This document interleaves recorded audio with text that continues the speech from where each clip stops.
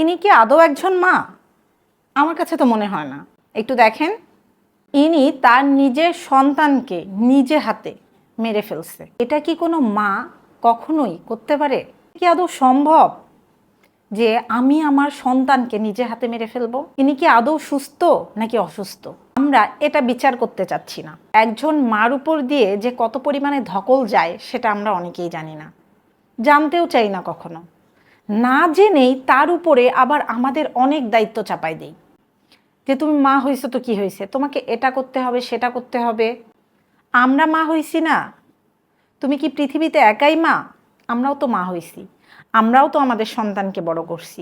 এই একটা কথাই প্রত্যেকটা মাকে আরও আরও আরও বেশি ডিপ্রেশনে ফেলে দেয়।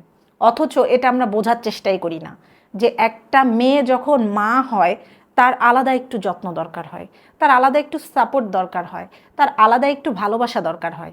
কিন্তু এটা আমরা কখনোই কোনো মাকে দেই না। উনি ওনার বাচ্চাকে মারার পরে উনি কিছু কথা বলছে, উনি নাকি ঠিকঠাক মতো রান্না করতে পারে না, উনি নাকি ওনার বড় বাচ্চার যত্ন নিতে পারে না, উনি ঠিকঠাক মতো খাইতে পারে না, আরও অনেক কিছু।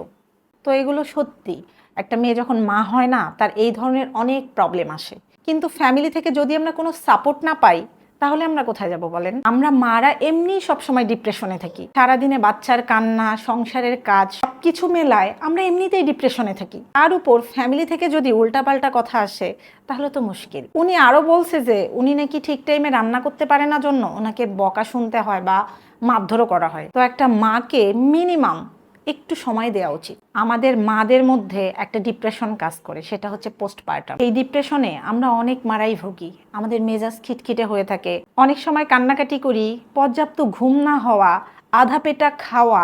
একটা মার যে কতটা কষ্ট এটা কেন জানি না আমরা কেউ বুঝতে চাই না। এই সন্তানটার মৃত্যুর জন্য দায়ী কিন্তু সমাজ, ওর মা না। উনি তো সুস্থ না, উনি তো মানসিক রোগী। কেননা একজন সুস্থ মানুষ কখনো একজনকে কেটে ফেলতে পারে না, একজনকে মেরে ফেলতে পারে না, এটা সম্ভবই না। তার উপর দিয়ে তো নিজের পেটের সন্তানকে, কখনোই না। অবশ্যই উনি একজন অসুস্থ মানুষ। একজন মেয়ে যখন মা হয় তখন তার অনেক ধরনের পরিবর্তন আসে। সে পর্যাপ্ত ঘুমাইতে পারে না, তার মেজাজ এমনি খিটখিটে থাকবে। একজন সুস্থ মানুষ যদি ঠিকঠাক মতো না ঘুমায় তার মাথা কাজ করবে না। তার উপর একজন মা আধা পেটে খেয়ে, পর্যাপ্ত না ঘুমায়, ঠিকঠাক মতো তার যত্ন না করে সে যে তার সন্তানদেরকে সময় দিচ্ছে বা বড় করতেছে, এটাই তো অনেক। একজন মেয়ে যখন মা হবে তখন তার একটু আলাদা কেয়ার, আলাদা ভালোবাসা, আলাদা সাপোর্ট দেওয়া উচিত। তা না হলে আমরা টিকে থাকতে পারবো না। আজকের এই গল্পটা হয়তো অন্যরকম হতে পারত যদি আমাদের সমাজটা ভালো হতো। একজন মা কোন পর্যায়ে গেলে এই কাজটা করতে পারে একটু ভেবে দেখেন তো। খুবই মর্মান্তিক একটা ঘটনা। এটা থেকে শিক্ষা নেওয়া উচিত যেন পরবর্তীতে আর কোনো মাকে এই ধরনের সিচুয়েশনে না পড়তে হয়।